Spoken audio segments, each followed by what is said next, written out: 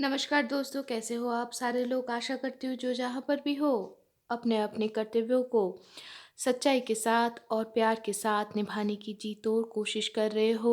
और परमेश्वर की कृपा से इस साधना में हम सारे सफल रहेंगे। इसी शुभकामना के साथ आइए शुरू करते हैं आज केनोपनिषद के 31वां मंत्र की पाठ। केनोपनिषद, ये उपनिषद हम पढ़ रहे हैं। उपनिषद अखंड संस्करण हरफ प्रकाशनी से प्रकाशित इस किताब से इस किताब के अनुवाद और संपादना किए हैं अतुल चंद्र सेन, सीतानाथ दत्तभूषण और महेश चंद्र घोष महाशय की तरह विद्वजन। हम जानते हैं कि किसी भी उपनिषद के पाठ से पहले अपने मन को स्थिर करना जरूरी होती है। इसीलिए हम शांति पाठ करते हैं।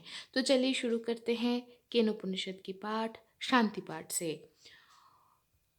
ओम आप्यायन्तु ममांगानि वाक्प्राणचक्षुः श्रोत्रमथो बलमिन्द्रियाणि च सर्वाणि सर्वं ब्रह्मोपनिषदम् मा अहं ब्रह्म निराकुर्जां मा ब्रह्म निराकरत् अनिराकरणमस्तु अनिराकरणं मे अस्तु तदात्तनि निरतेज उपनिषत्सु धर्मास्ते मयि सन्तु ते मयि सन्तु।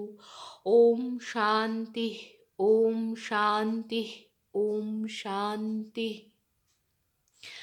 परमेश्वर के पास हम लोग एक ही गुहार लगा रहे हैं कि ये जो देह मिला है, ये जो साधन यंत्र मिला है, इस साधन यंत्र के हर वो ज्ञानेंद्रिय कर्मेंद्रिय उनकी कृपा से पोषित हो और उपनिषद में वर्णित हर एक चीज ब्रह्म है।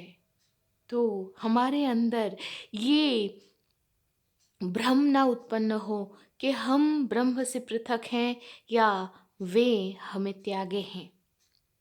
ब्रह्म ब्रह्म इनको जानने या स्वयं को जानने की ये जो यात्रा है, ये जो साधना है, इस साधना में ये जो ये जो साधना है, ये साधना तो इसी जीवन में इसी देह में करना पड़ता है, करना पड़ेगा। तो इसी जीवन में धीरे धीरे उपनिषद में वर्णित हर वो कर्म प्रकाशित हो, परिस्फुट हो, यानी हम अपने साधना में अग्रवर्ती हुए। और इसके साथ साथ इस साधना में अगर किसी भी प्रकार की बाधा, वो चाहे आधि भौतिक आधि दैविक या आध्यात्मिक किसी भी प्रकार का अगर बाधा आए, तो वही परमात्मा उन सारी बाधाओं का शमन करे। इसी इसी गुहार के साथ हमारी शांति पाठ यहाँ पर ही हमारी केनोपनिषद के अगले मंत्र के पाठ की सूचना करती है। तो चलिए शुरू करते हैं केनोपनिषद की पाठ। केनोपनिषद 4 खंडों में विभक्त है। पहला खंड जो हमें परिचित करवाता है ब्रह्म से, ब्रह्म के स्वरूप से हमें परिचित करवाता है, जहाँ पर कहा जा रहा है कि वो परम कारण है, वो परम कारण है जिसके लिए इस देह के हर ज्ञानेंद्रिय कर्मेंद्रिय हर तथ्य को समझ पाता है। और इस पूरे ब्रह्मांड में वो चाहे साकार निराकार, वो चाहे प्रकाशित हो अप्रकाशित हो, सब कुछ जहाँ पर आत्मा का वास है वही ब्रह्म है।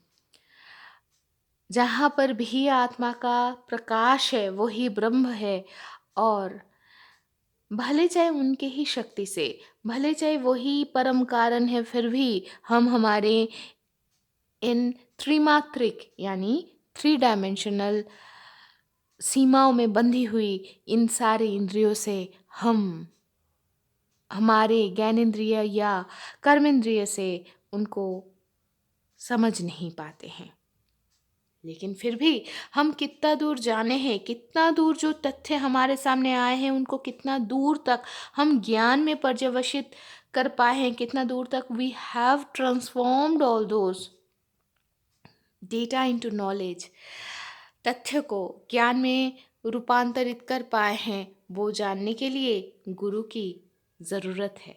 और वहीं द्वितीय खंड में हमें गुरु बता रहे हैं कि तुम कितना जानते हो वो मीमांसा की वस्तु है, मीमांसा योग्य है, विषय है। तो जानो, अपने आप को टटोलो बार बार, कितना दूर जाने हो। और यही साधना में एक समय आएगा जब हम, ये जो तथ्य है कि हम ब्रह्म को जानते हैं ऐसा भी नहीं है, और ब्रह्म को नहीं जानते हैं ऐसा भी नहीं है, ये जो तथ्य है, जब ये उपलब्धि हो जाएगी, जब ये ज्ञान में पर्यवसित हो जाएगी, तो तब हम सच में ब्रह्म को जानेंगे। और ये जो है, ये जो अल्टीमेट जो रियलाइजेशन है, ये जो उपलब्धि है, इसी उपलब्धि, यही उपलब्धि जो है, यही हमारा मूल लक्ष्य है इस जीवन का। और ये साधना हमें इसी देह में ही करके जाना है।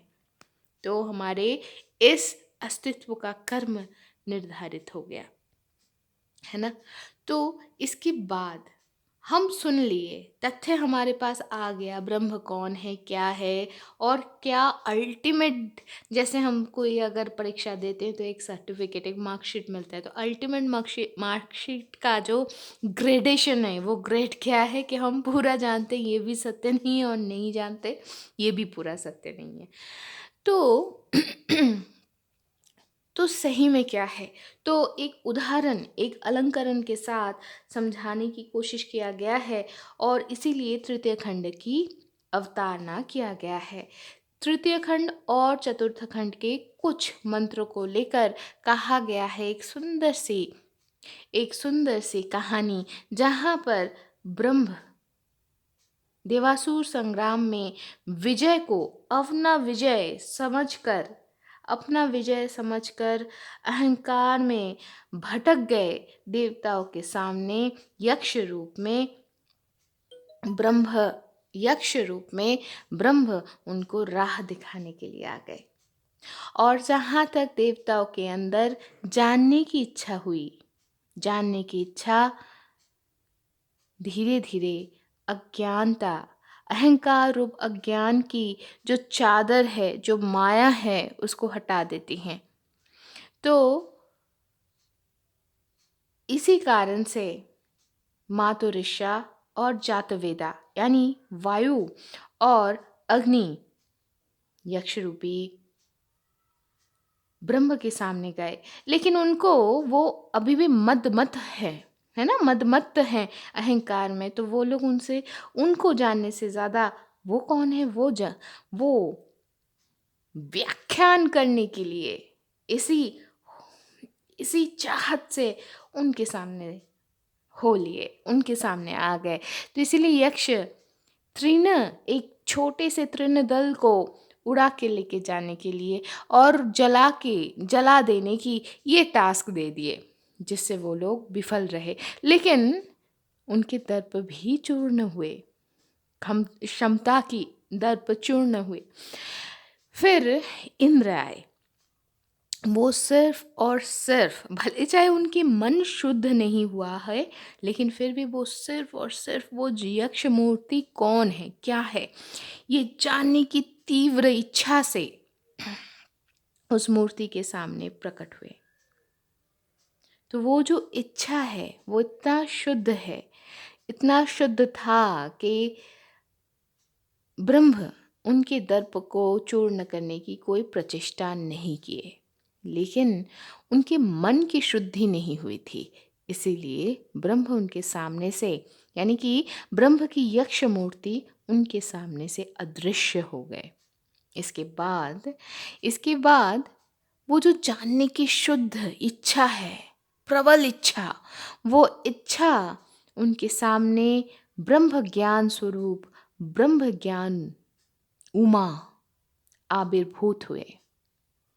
और जब इंद्र पूछे वो कौन है, तो उमा से उनको जानने को मिला कि वो तो ब्रह्म है।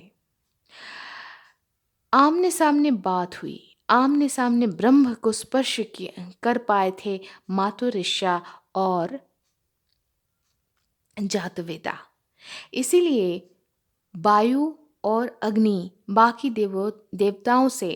देवताओं से ज्ञान की पराकाष्ठा में उत्तम है। They are better than other देवतास। However, लेकिन इंद्र सही मायने में ब्रह्म को जाने थे। वो भले चाहे ब्रह्म ज्ञान स्वरूप उनको ब्रह्म ज्ञान प्राप्त हुए, लेकिन वो जान पाए, वो देखे थे यक्ष रूपी ब्रह्म को। इसीलिए वो सारे देवताओं से ज्ञान के निरीक्ष में, ज्ञान के मानदंड में उत्कृष्ट हुए। तो यहाँ तक हम जानते हैं। फिर क्या है? ये जो व्याख्या दिया जा रहा है, ये क्यों है? ये व्याख्या या ये जो कहानी है, ये कहा जा रहा है एक छोटी सी एग्जाम्पल है। It is a very short example.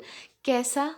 जो ये समझाता है कि हमारे मन में ऐसे ही दे अच्छाई, बुराई, अहंकार और जानने की इच्छा, मतलब ऐसे ही ब्रह्म को जानने की प्रचेष्टा और ना जानने की प्रचेष्टा दोनों ही निरंतर कर्म किए जाते हैं।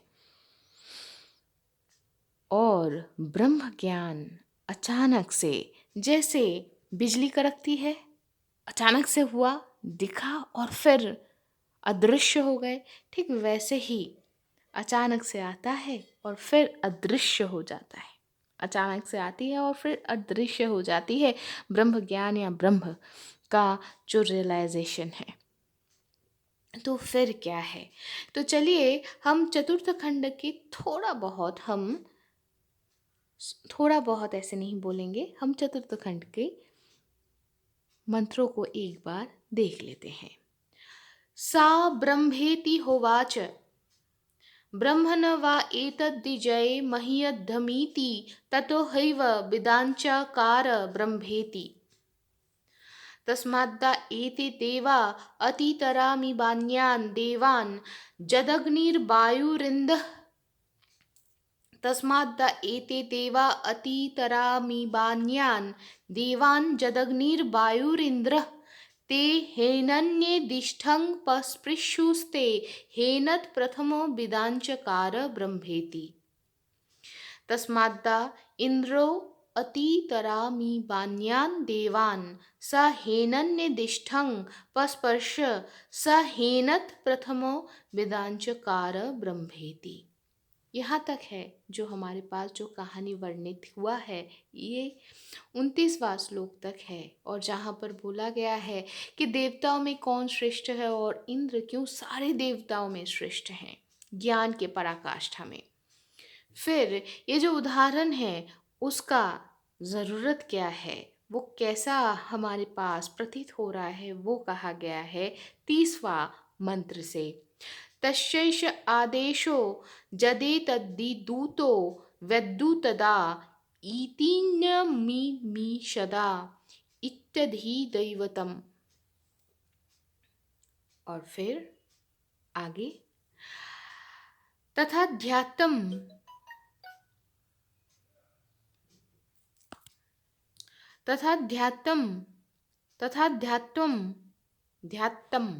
तथाध्यात्म जतेतद् गच्छतीव च मनो अनेन चैतदूम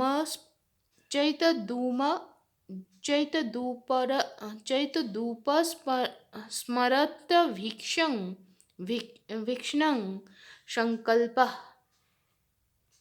तथाध्यात्म जदेतत् गच्छतीव च मनो अनेन चैतदुपस्मरत्य वीक्षणं संकल्पः। अर्थात अगर हम इसको समझने की कोशिश करें, 30वां मंत्र में ये कहा गया है कि ये तो विद्युत या बिजली के माफिक है। एक बार प्रकाशित हुए ब्रह्म ज्ञान और फिर से हमारे मन से वो अदृश्य हो गए, है ना। लेकिन ब्रह्म कि जो आध्यात्मिक विषय जो उपदेश यहाँ पर दिया गया है, ये जो मन मन सोचता है कि ब्रह्म तक वो गया है, मन गया है, और इसी कारण से साधक अपने मन द्वारा ब्रह्म को पुनः पुनः घनिष्ठ रूप से स्मरण करते हैं, और ब्रह्म को मन से ब्रह्म को मन से, या हम ऐसे कह सकते हैं कि ब्रह्म विषयक संकल्प या चिंतन करते हैं मन के द्वारा। इस श्रुति में ब्रह्म संबंध में और एक आदेश दिया गया है। मनुष्य के अंतस्थ हृदय के जो अनुभूति है उसके संबंध में ये आदेश ये आदेश कहा गया है, इसलिए इसको आध्यात्मिक उपदेश कहा जाता है। कैसे? इंसान सोचता है कि वो अपने मनोवृत्ति के द्वारा ही ब्रह्म को सोचता है, और सोचते सोचते ब्रह्म तक पहुंच जाता है या ब्रह्म को उपलब्धि कर लेता है ना? लेकिन सही मायने में ब्रह्म को वो छू नहीं लेता, लेकिन फिर भी वो उनके लिए वो चिंता तो करता है, वो मनन तो करता है, साधक तो सोचता है, एटलीस्ट सोचता है ब्रह्म के बारे में। और ऐसे ही धीरे धीरे धीरे धीरे बार बार करते करते एक समय ब्रह्म की कृपा से वो ब्रह्म को उपलब्धि कर ही लेता है। तो हम इस तरीके से भी बोल सकते हैं कि ब्रह्म के इच्छा से ही साधक के मन में ब्रह्म के ज्ञान साधक के मन में ब्रह्म की ज्ञान धीरे धीरे जागृत होती है। और ये जो पाथवे है, ये जो रास्ता है, ये जो पथ है, ये जो साधन मार्ग है, वो साधन मार्ग ब्रह्म की कृपा से ही धीरे धीरे खुलता है, ताकि एक झटके में, ये तो 3 डायमेंशनल हमारा लिमिटेशन है, उसमें एक इनफाइनाइट डायमेंशनल बीइंग को, है ना, अगर हमें ग्रैस्प करना है, पहले बारे में तो समझ ही नहीं पाएंगे। अगर हम एक किंडरगार्टन के बच्चे को बोल दें कि पता है 10 डायमेंशंस है, नहीं इनफाइनाइट डायमेंशंस है, बेचारा पहले सोचेगा क्या बोल रहे हैं, सोचेगा ही नहीं, उसके लिए वो कुछ मायने ही नहीं रखेगा, है ना। तो धीरे धीरे उसके लेवल को, उसके नॉलेज के लेवल को बढ़ाने के लिए, इसीलिए ज्ञान के स्तर को बढ़ाने के लिए ब्रह्म ही धीरे धीरे उनको उसी पथ में नियोजित करते हैं। तो दोस्तों, आज के लिए यहाँ तक ही। हम फिर मिलेंगे अगले हफ्ते अगले मंत्र के साथ। तो तब तक के लिए खुश रहिए, सत्य में रहिए और प्रार्थना में रहिए। शुभमस्तु।